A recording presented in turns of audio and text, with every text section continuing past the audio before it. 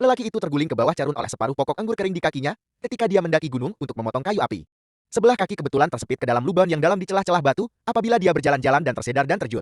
Kaki yang dibalut sejak kecil telah menjadi lurus, kuat dan teliti. Bagaimana dia tahu ada musang misteri berusia berabad-abad yang tersembunyi di dalam gua ini? Ingin tahu, lelaki itu mengeluarkan pisau kayu di pinggangnya dan mencucuknya ke dalam lubang. Saya ingin melihat apa yang disembunyikan, sayang, tindakan melulu ini. Serta-merta menjengkelkan Rob di dalam lubang. Suspensi bertukar menjadi wanita berbaju hijau dan berjalan perlahan-lahan melalui lubang. Menjerit kepada budak lelaki itu. Orang yang tidak bersyukur, saya akan menyelamatkan kaki Anda daripada kecederaan. Ternyata gua ini adalah tempat rohani di dalam Poliki untuk melihat orang-orang ini. Semoga hari-hari mendatang berjalan lancar dan mendapat keuntungan dari semua arah. Periuk gantung terbakar dengan kemarahan, melompat ke hadapan dan bergaduh dengan lelaki itu. Kita perlu mendapatkan keadilan. Mata budak lelaki itu menjadi merah karena cemas di tengah-tengah pergaduhan.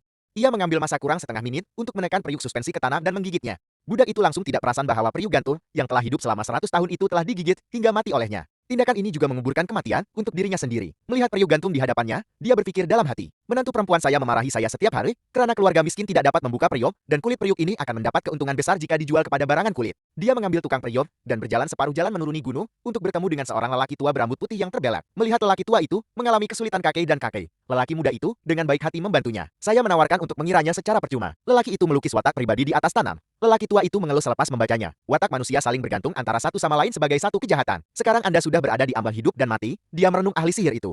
Dengan ekspresi yang sungguh-sungguh, barang ini adalah khazanah dunia Ron. Walaupun ia bernilai beribu-ribu ringgit, tetapi mereka yang memerlukan orang yang diberkati akan termakan oleh kerasukan Anda yang cetek dan paksa. Orang tua itu menasihatinya supaya dapat mengebumikan periuk gantung dengan baik atau mengalahkan bencana. Tetapi bagaimana Anda mendengar nasihat lelaki itu? Saya memikirkan tentang periuk penggantungan 100 tahun. Daging mesti menjadi tonik.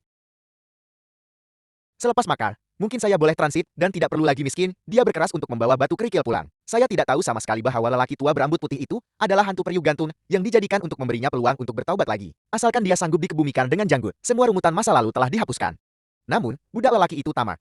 Akhirnya berada di jalan yang tidak dapat kembali. Setibanya di rumah, dia segera memasang periuk besi dan menggulung air mendidih, mengambil pisau dapur dan mengupas. Saat darah segar memercik di atas dapur, jiwa jahat periuk suspensi di luar tingkap reta.